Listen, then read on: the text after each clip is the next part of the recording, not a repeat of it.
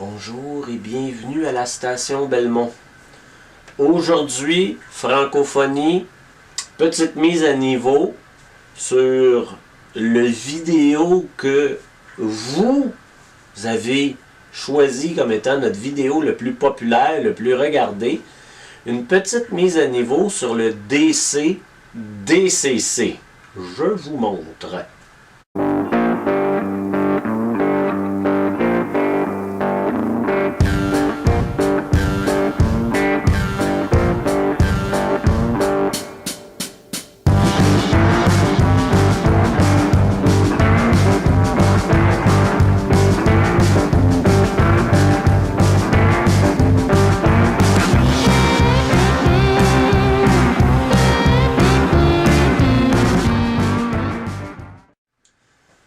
Alors, suite à la vidéo qui a suscité énormément d'intérêt et auquel vous avez émis beaucoup de commentaires et de questions, je jugeais bon de faire une vidéo sérieuse cette fois en faisant un rappel et des démonstrations. On va avoir moins de lourdeur en information que le premier vidéo DC-DCC.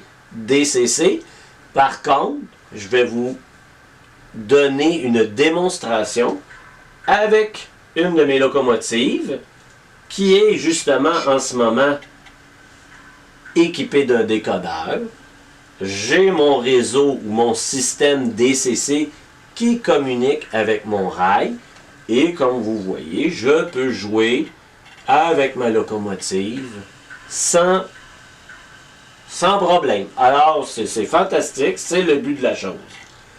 Maintenant, pour répondre à vos nombreuses questions, vous, chers 400 000 abonnés qui nous suivez, j'ai ici une belle locomotive flambant neuve avec encore sa protection. Et cette locomotive est en DC. Il n'y a pas de décodeur. Et pourtant, sur mon système Digitrax, je peux effectivement jouer avec une locomotive en DC. Elle n'est pas équipée de décodeur, mais quand même, je vais être capable de jouer sur mon réseau avec mes deux locomotives. C'est bien important de comprendre que la locomotive qui n'est pas équipée de décodeur n'aimera pas être sur un réseau avec du courant AC. Parce que le moteur, lui, se nourrit de courant DC. Je vais vous faire un petit dessin tantôt, vite, là, pour qu'on puisse voir un peu plus. Mais grosso modo, mon rail en ce moment me donne 24 volts AC. Donc, imaginez une ligne neutre, une ligne de 0, et mon courant fait une fréquence de 12 volts positifs et de 12 volts négatifs. Une fréquence d'un total de 24 volts AC, positif, négatif. Et il va peut-être faire ça 1000 fois à la seconde.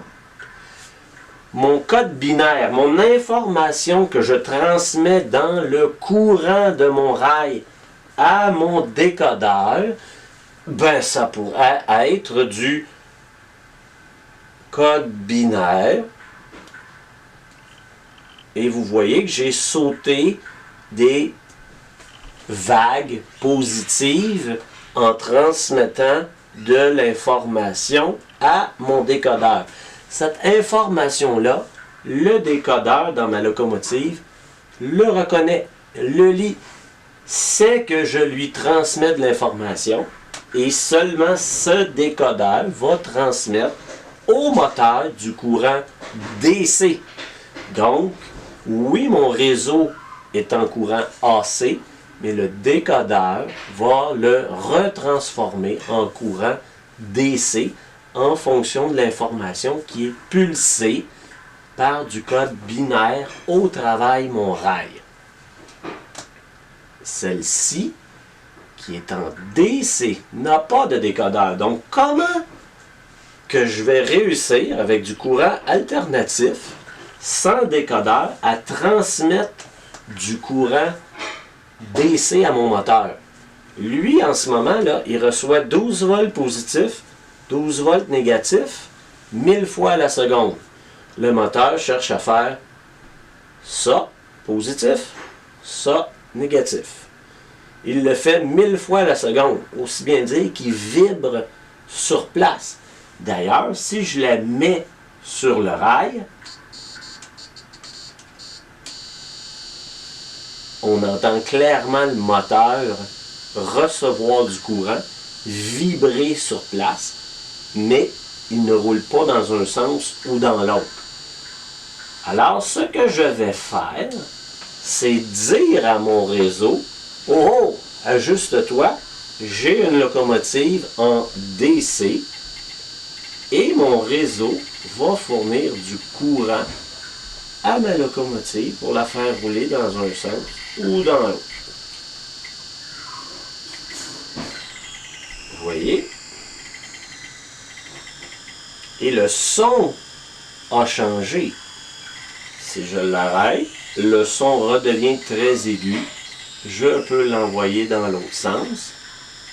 Donc, physiquement, je peux jouer avec mes deux locomotives, malgré qu'il y en ait une en DCC, équipée d'un décodeur, et la deuxième est en DC. Comment ça fonctionne? Sur le réseau Digitrax, si je reviens à ma ligne de neutralité, 12 volts positif, 12 volts négatif, lorsque je mets une locomotive en DC et que je dis à mon réseau, attention, il y a une locomotive en DC, pour la faire avancer dans un sens ou dans l'autre, ce que je fais, c'est que je joue avec la ligne de neutralité de mon réseau. Donc, si je pars toujours de mon 0, 12 volts positif, 12 volts négatif, je donne du courant à ma locomotive DC. Je viens dire à mon système, monte ma ligne de neutralité ou mon fameux point 0. Ce qui fait que là, j'ai 4 volts positifs, 20 volts négatifs. 4 positifs, 20 négatifs. Donc, le 20 volts négatif l'emporte sur le 4 volts positif, ce qui fait que là, mon moteur fait 20 volts négatifs, 4 positifs, 20 volts. Et tranquillement, se crée le mouvement qui permet à ma locomotive d'aller dans une direction.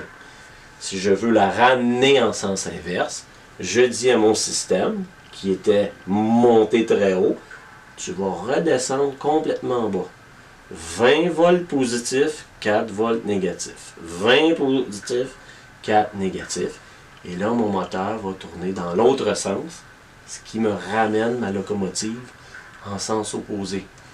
Puisque j'ai joué avec ma ligne de neutralité, je peux encore avoir des fréquences du code binaire et c'est pour ça que je peux quand même jouer avec ma locomotive DCC et ma locomotive DC sur le réseau supposément DCC.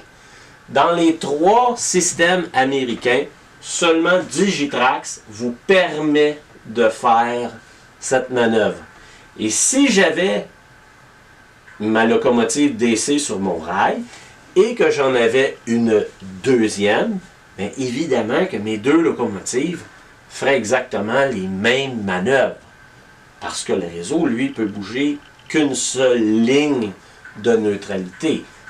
Si je veux faire un consiste de 2 locomotives, il n'y a pas de problème. Je peux les accoupler et jouer avec mon train, avec 2, 3, 4 locomotives, même si elles ne sont pas équipées d'un décodeur. Je pourrais aussi jouer en tandem avec mes 2 locomotives. Je pourrais dire à celle-ci, copie l'information qui est transmise à celle-là. Donc, quand celle-là, je l'envoie par là, mais celle-là aussi va s'en aller par là. C'est vraiment en jouant avec le point de neutralité du courant alternatif que j'arrive à faire bouger ma locomotive DC sur un réseau DCC.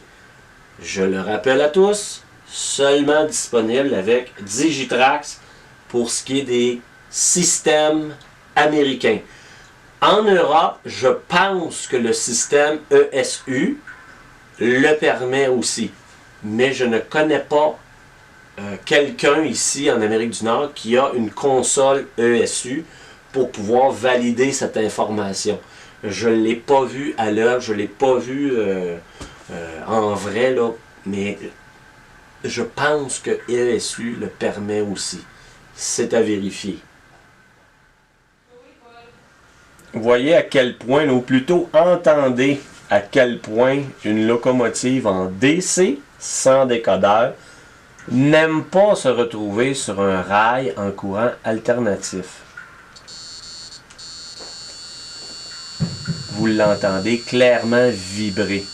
Donc c'est très important lorsque vous avez fini de jouer avec votre loco, retirez-la du rail. Tant et aussi longtemps que vous jouez avec, il n'y a pas de problème, on entend le son varier et la vitesse. Tant que ça roule, il n'y a pas de chance de brûler votre moteur.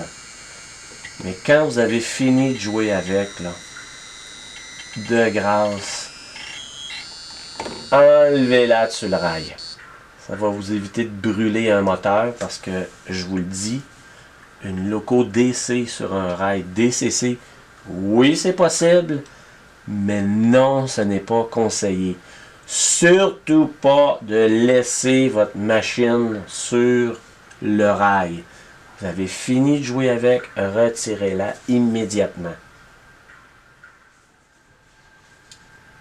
En conclusion, je le répète car c'est très important. C'est possible de jouer avec une locomotive DC sur un réseau DCC, mais s'il vous plaît, une fois que vous avez terminé de jouer avec votre loco, retirez-la du rail, sinon vous allez brûler le moteur. Idéalement, là, vous avez acheté un système DCC, tranquillement, modifiez vos locomotives avec un décodeur pour que vous puissiez les laisser sur votre réseau. Cependant, ou plutôt ceci étant dit, il n'y a rien qui vous empêche d'utiliser vos vieilles locomotives qui sont plus difficiles à convertir en DCC. Vous pouvez quand même les rouler sur votre système DCC, comme je vous l'ai montré, mais idéalement, tout convertir vos locomotives lorsque vous vous grillez d'un système DCC. N'oubliez pas, dans les 3 réseaux américains, seulement Digitrax vous permet de jouer avec vos vieilles locomotives DC sur le réseau DCC. J'espère que ça a répondu à quelques-unes de vos questions, remarques, parce que franchement, j'ai vu que la vidéo avait été populaire, avait amené beaucoup de réflexions, beaucoup de questions. J'ai essayé de répondre à tous, mais j'ai jugé bon de faire une vidéo explicative, car une image vaut 1000 mots, n'est-ce pas? Alors voilà. Bon AB!